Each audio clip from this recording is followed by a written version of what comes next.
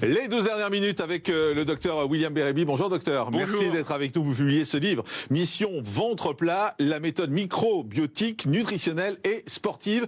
Il y a des mots que je comprends pas là-dedans. Alors sportif, je comprends, même si j'en fais pas. Mais microbiotique, ça veut dire quoi? Alors microbiotique, ça veut dire qu'on sait que dans le surpoids ou dans l'obésité ou dans le ventre ballonné, que ce soit un intestin irritable ou des ballonnements même isolément, eh bien on a une dysbiose, donc un déséquilibre du microbiote. Vous savez, ces fameuses bactéries intelligentes qui régulent en fait notre santé et le corps humain. Et en fait, dans ces pathologies, le tronc commun, si vous voulez, c'est qu'il y a une dysbiose, donc un déséquilibre.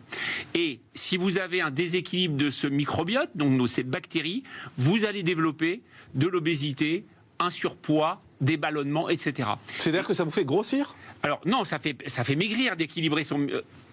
Une dysbiose favorise la prise de poids. Oui, c'est ça. Donc le but de la méthode, c'est d'apporter des prébiotiques et des probiotiques. Donc prébiotiques, ça veut dire des fibres alimentaires, puisque nos bactéries intelligentes se nourrissent de fibres.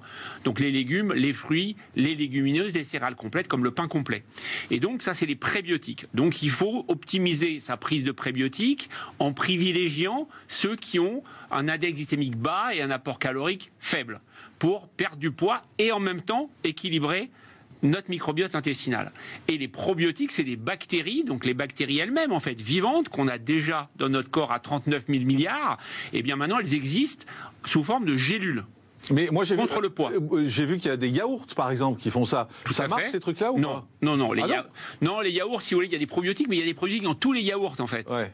Par définition, un yaourt c'est un produit fermenté et il y a des probiotiques. Donc c'est très bien les yaourts, mais les yaourts soi-disant plus riches, ça n'a pas d'intérêt véritable, puisqu'on ne sait pas, en fait, la composition, elle est secrète par le fabricant, et donc il y a des probiotiques, mais on ne sait pas du tout combien de yaourts il faudrait prendre par jour pour vraiment avoir l'apport de probiotiques, de bactéries suffisant. Donc vous dites le plus simple, c'est de prendre des cachets.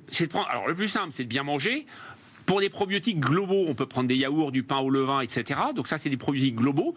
Et quand on a un problème de ventre, là, il y a des probiotiques qui vont équilibrer le microbiote, donc ces bactéries, ce qu'on appelait avant la flore intestinale, pour justement équilibrer le poids. Ces bactéries, alors c'est assez fascinant. Excusez-moi, docteur, excusez-moi de vous couper, mais des méthodes pour avoir le ventre plat, s'il suffit de prendre un cachet, ça se saurait. Non, je dis pas ça du tout. Dans mon livre, si vous voulez, moi, je me base sur mon approche holistique de terrain, puisque je vois les patients pour la maladie du foie gras, vous savez, la fameuse NASH. Donc en fait, je me suis aperçu qu'il y avait 3 leviers. Il fallait, dans un premier temps, pendant un mois, réduire un petit peu les apports caloriques. En même temps, il faut fabriquer un peu de muscle, parce que on va, en ayant du muscle, dépenser plus de calories. Donc un peu de sport. Donc un peu de sport, mais modérément. Il ne s'agit pas de dire à tout le monde, faites beaucoup de sport, devenez un sportif accompli. C'est 30 minutes de marche rapide par jour ou 20 minutes de vélo. Et si on ne peut pas le faire tous les jours, on le fait 4-5 fois par semaine. Et puis il y a les abdos, puisque le ventre plat, c'est pas que perdre du poids, si vous voulez, c'est ça qu'il faut bien comprendre. Il y a les ballonnements et il y a le ventre, la tenue. Donc là non plus, on ne va pas demander à tout le monde de faire plein de choses incroyables. Il s'agit juste de faire de la respiration hypopressive. La respiration hypopressive, c'est une manière de respirer qui va permettre de muscler le plus grand muscle des abdominaux qui est le transverse. Il suffit de le faire 10 minutes par jour pendant 3-4 semaines et vous allez voir votre ventre qui se retend comme une gaine, mais une gaine de l'intérieur en fait. Et vous allez voir votre ventre qui se retend. Et comment on fait ça? Alors on fait ça, c'est des exercices qui se font allongés, assis, dans la voiture, au bureau. C'est des exercices de respiration bien précis entre inspiration, expiration et contraction. Et ça, c'est la manière de... Et ça marche. Et ça marche très bien. Au bout de 3-4 semaines, vous allez voir le résultat. Il faut le faire 10 minutes par jour. Il y a beaucoup de choses dans votre livre. Vous expliquez également qu'il faut changer sa façon de manger.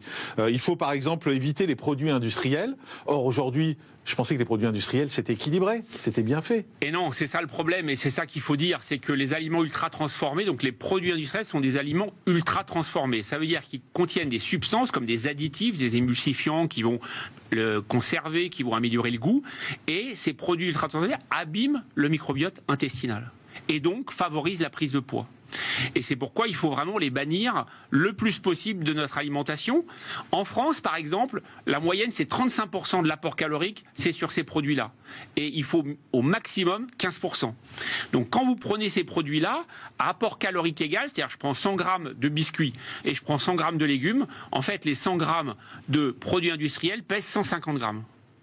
Il y a des choses également, moi, qui m'ont surprise. Par exemple, vous dites éviter l'aspartame, éviter tous les yaourts à 0%. Or, on sait bien, et tous ceux qui ont fait des régimes, et j'ai dû en faire je ne sais plus combien, on commence par prendre ces produits à 0%. Voilà, alors c'est très mauvais, c'est démontré partout, ça augmente même le risque de cancer, Ah bon ? notamment du côlon, tout à fait.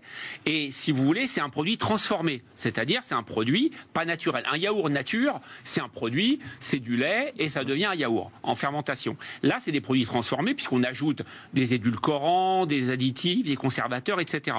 Le fait, ce qu'il faut bien comprendre, si vous voulez, c'est que un produit industriel, par définition, est ultra transformé. Et ces produits-là abîment le sein de notre santé, c'est-à-dire le microbiote intestinal.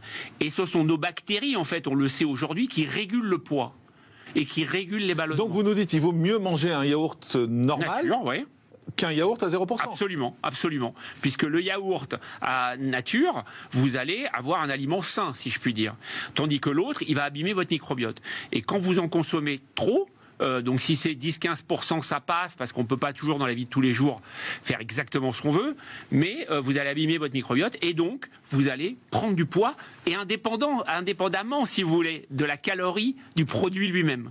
C'est-à-dire c'est la qualité microbiotique du produit qui est mauvaise et qui va faire qu'on prend du poids. Après, vous donnez des conseils, honnêtement, vous nous enlevez beaucoup de plaisir. Oui, si je vous écoute, on perd beaucoup de plaisir. Vous dites remplacer les boissons sucrées par de l'eau. Ouais, d'accord, la vie, elle va être triste. L'eau, moi j'aime bien. Oui, enfin. Alors vous pouvez, alors il y a une alternative à ça. Vous pouvez ajouter par exemple des fruits. Vous aimez le kiwi ou le citron, vous coupez des morceaux de kiwi de citron, vous les mettez dans de l'eau et vous consommez une eau qui a un goût plus agréable. Vous pouvez avoir de l'eau citronnée, par exemple. La limonade, c'est une bonne option aussi parce que c'est peu calorique, la limonade.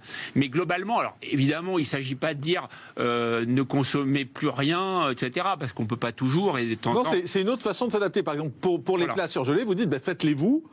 Vous les mettez au congélateur et ensuite vous allez les prendre vous quand vous êtes à la bourre, un midi ou un soir. Vous utilisez ça. Pareil en fait, pour des muffins, vous donnez l'exemple des muffins également. Mais au lieu de les acheter tout faits, faites-les vous tranquillement le week-end peut-être. Exactement. Il y a des machines maintenant que vous connaissez bien qui font à peu près tout. Donc si vous prenez des muffins maison ou si vous prenez des muffins industriels, ça n'a rien à voir. C'est-à-dire que même si l'apport global calorique est le même, comme c'est un produit transformé, vous allez abîmer votre microbiote. Et donc vous allez prendre du poids, avoir un ventre ballonné, etc. Et avoir des problèmes aussi de stress et autres. Il y a plein de choses dans ce livre, Mission Ventre Plat. Juste un dernier mot quand même sur le Nutri-Score. Oui. C'est utile ou pas? Alors le Nutri-Score, c'est utile puisque c'est sur beaucoup de produits, pas tous, malheureusement c'est pas obligatoire, mais ça suffit pas, à mon sens. Il est incomplet.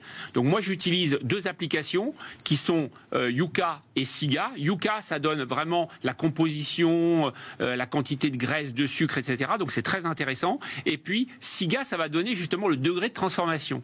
Et il suffit de scanner le produit, le code barre, et vous allez avoir exactement le nombre d'additifs et la dangerosité des additifs. Et je peux vous assurer que si vous le faites, vous allez vite changer votre vision et vous dire ah ouais effectivement je savais pas ça et je vais faire plus d'efforts sur oui mais sur le Nutri-Score par exemple il y a des produits qui sont tous dans le rouge, par exemple les céréales. Moi j'adore les céréales, quand je vais dans mon supermarché je regarde, c'est quasiment partout c'est du D ou du E, ça veut dire que en fait ça sert à rien parce qu'on n'arrive pas à faire de différence. Si, parce qu'il y a des fibres, alors les céréales justement c'est l'une des failles du Nutri-Score. Non on sait pas comment choisir. Voilà, ce que je veux vous dire, ils sont tous D ou E. C'est pour ça que je vous dis il faut utiliser Yuka et Siga parce que là vous allez avoir vraiment un choix vraiment très précis. J'ai fait le test moi sur plusieurs produits et c'est très intéressant pour affiner sa stratégie. Le livre s'appelle Mission Ventre Plat, c'est paru chez Marabout. Merci Dr William Bérémy d'avoir été avec nous. On se retrouve demain en direct à partir de 10h35 sur CNews. À demain et d'ici là, soyez prudents.